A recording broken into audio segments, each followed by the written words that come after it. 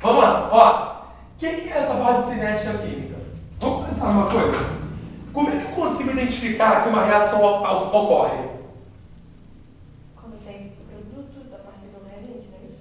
Sim, mas vamos pensar. Eu esqueci seu nome. Mel. Olha só. Vamos pensar numa coisa. Visualmente. Você tem que desfazer uma coisa. Porque assim, visualmente, quando eu falo é a olho nu. Ou seja, eu não tenho auxílio de microscópio. Tem um recipiente com um dado reagente aqui, misturei. Como é que eu sei que aconteceu alguma coisa? Primeiro caso, mudança de coloração. É isso? Se mudou a cor, houve reação. Segundo caso, liberação de gás. Se inicialmente eu tinha 2 líquidos, misturei e começou a aparecer bolhas, significa que está produzindo gás. Legal? Que é o caso da água com sal de fruta eno ou então energia UC. Tranquilo? Beleza. Então, 2 fatores, como mudança de coloração, liberação de gás. Só que se eu colocar 2 líquidos transparentes incolor e continuar transparentes incolor, como é que eu posso afirmar que ali houve uma reação? Variação de temperatura. Se houve variação de temperatura, consequentemente houve uma reação. Por quê? Porque uma reação ela acontece com envolvimento de energia. Quando eu defino envolvimento de energia, seja essa energia liberada ou seja essa energia o quê? Absorvida. Legal? Se a energia é liberada, significa que a temperatura vai o quê? Aumentar. Se a energia é absorvida, significa que a temperatura vai diminuir. Sacou até aí? Legal, tu não sacou não? Não entendeu? Eu também não entendi não. Se a energia é absorvida, não devia ter temperatura menor. A energia é absorvida no reagente para produzir alguma coisa. Se ela vai produzir alguma coisa, ela já foi gasta ali dentro. Foi liberado então? Então ela é absorvida para ser liberada? Isso aí. Por isso que ela é absorvida no reagente. E quando é liberada no produto. Sacou? Legal, antes você não entendeu? Então foi, já foi. Foi por nenhum. Foi tranquilo, Então, ó, variação de temperatura, mudança de coloração, liberação de gás, é isso? O que mais? Precipitação de sólidos. Ou seja, eu tenho 2 líquidos, misturei, aparece um sólido no fundo. Legal? Ou turvação da solução. Você sabe o que é turvar uma solução? Turvar é ela não ser mais transparente. Tranquilo? Foi? Isso não muda de coloração? Não. Turvar significa ela continuar a ser branca, porém ela fica fosca, a luz não passa através dela. Tipo uma açúcar, né? Isso, o seu óculos ele é transparente incolor. Só que eu posso ter o transparente de cor verde, amarela, azul, porque a luz continua passando. Ou seja, o corpo é translúcido. Esse, ele é opaco, ele não faz com que a luz passe. Sacou? Foi até aí? Beleza. Então a gente vai começar a calcular a velocidade desses processos. Quanto mais rápida for a reação, maior vai ser a minha produção de quê? Produto. Quanto mais lenta for a minha reação, menor vai ser a quantidade de quê? Produto fornecido. Legal? Então, ó, eu defino isso através de uma coisa que nós chamamos de velocidade média. Tu lembra o que é velocidade média em física? Sair daqui para minha casa. Legal? Sair daqui para minha casa, por exemplo, são 30 km. Só que eu saí daqui a meio-dia e cheguei em casa 2 horas. Tranquilo? Qual seria a velocidade média?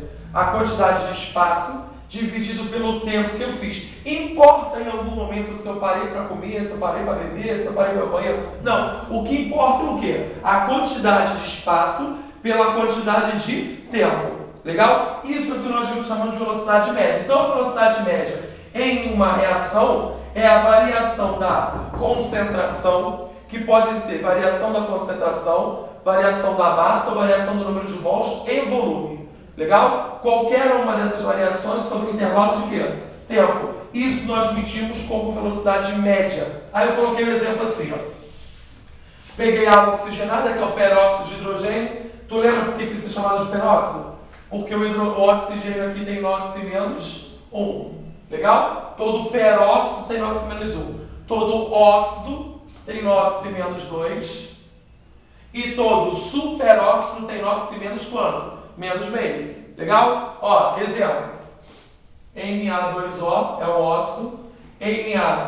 NaO2 é um peróxido. E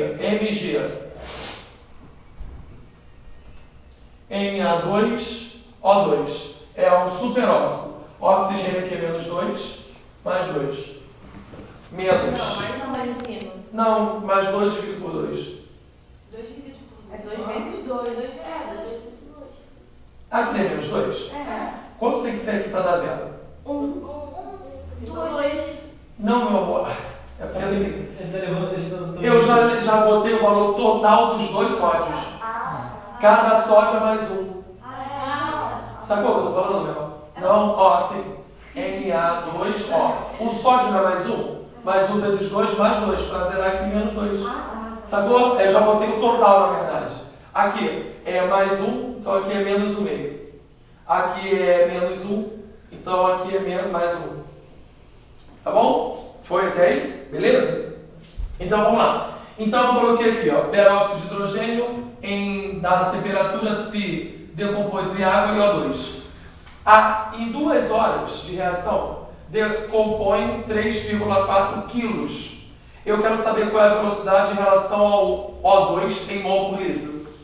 Todos entenderam o que eu falei? Então vamos lá. São L. Eu botei hora. Tu colocou o quê? E parece um H. Por hora. Mas é mol por hora. Litro. Não, desculpa, mol por hora. Então vamos lá. Eu estou relacionando quem? A água oxigenada com quem?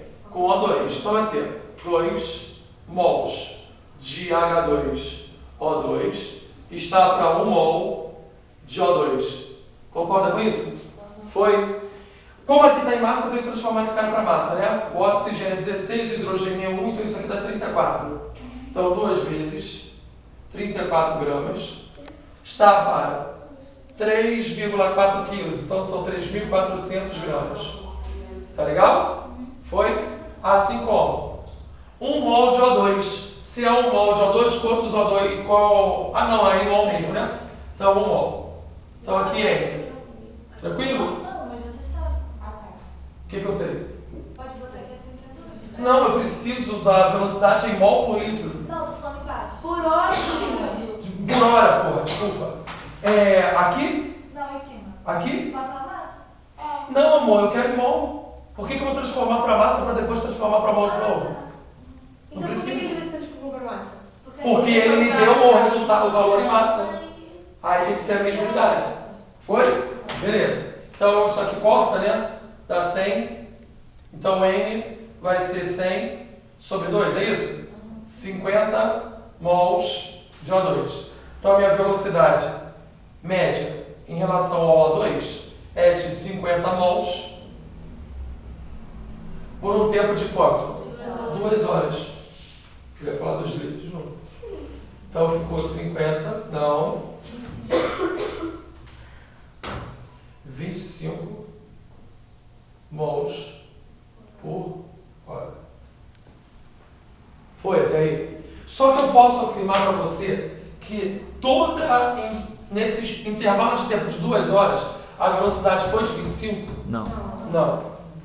Sacou? Por isso que é velocidade média e não velocidade escalar. A velocidade escalar é dada por isso aqui, ó. Lei de Gutenberg e Wagner, ou lei da ação das massas.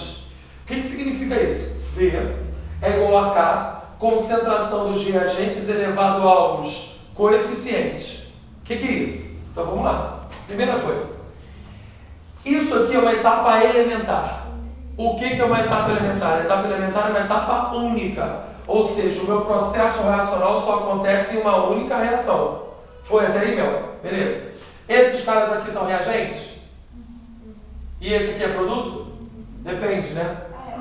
Depende. Depende do sentido. Vou adotar o sentido direto, tá bom? Se o sentido é direto, esse é reagente, esse é produto. Então, V é igual a K, concentração de N2 elevado a 1, vezes a concentração de H2 elevado ao cubo. Ficou claro até aí? Isso é a velocidade 1, não é? O que seria? Foi, legal? O que é V2? V2 seria K2, isso aqui eu chamo de calor.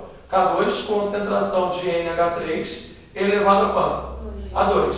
Qual? Oi? O K é uma constante de proporcionalidade de reação. Você tem ou você não precisa botar Não, você não precisa colocar o número. Se você tiver que fazer uma questão dessa numérica, ou o K vai pedir para que você ache o K, ou ele vai te dar o K e você vai achar a velocidade. Tá bom? Então aqui, qual seria a ordem da reação? Ordem da reação em relação ao N2, gente. A ordem é o coeficiente que está na frente do N2. Qual é o coeficiente que está na frente do N2? 1, então esse cara é de primeira ordem. Foi? Beleza? Legal? Qual seria a ordem da reação em relação ao H2? Terceira ordem. Logo, a ordem global da minha reação seria de quanto? Quarta ordem. Solos reagentes. Isso no sentido 1, tá? Se eu considerar no sentido 2, a minha reação seria de segunda ordem. Tanto a global quanto em relação ao NH3. Foi?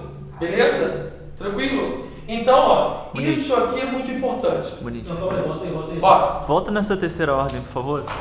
qual é o coeficiente que eu tenho no H2? 3. Então, qual é a ordem dele? Terceira ordem. Qual é a ordem global da minha reação no sentido 1? É a soma dos meus coeficientes, ou seja, a soma das minhas ordens parciais. Primeira mais terceira, quarta ordem. Tá. Sacou? Foi? Agora, isso no sentido 1. No sentido 2, quem são os reagentes? Esse cara. Se esse cara é meu reagente único, então ele tanto te dá a ordem global quanto a ordem da reação, que é de quanto?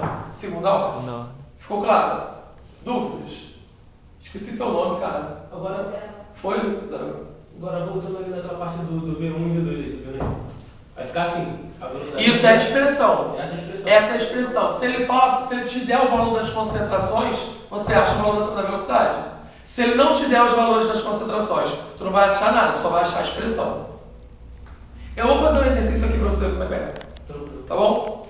Posso Aquela pegar? parte do Não, não vai dar H2 pra aqui fazer. mesmo. Oi? Aquela parte da 2 que eu perguntei aqui. Ah, aqui, eu esqueci, ó. Você queria saber como é que era a ligação, né? H. Tipo, o H ele só manda. Compartilhamento de elétrons. Ah, tá. Não tem um cara que ganha e outro que perde, porque a diferença de eletronegatividade Pois é. é zero. Então a molécula é apolar e a ligação existente é a ligação de Van der Waals. A ligação não, a força é de Van der Waals. Força de Van der Waals. E essa paradas de ligação é uma das primeiras coisas que a gente aprende quando começa da química e depois ninguém lembra. Eu também não lembro de nada disso. Pega a matéria com isso, eu dei ligação. Eu vi. Hoje. Deixa eu pagar. Para primeiro. Só um minutinho.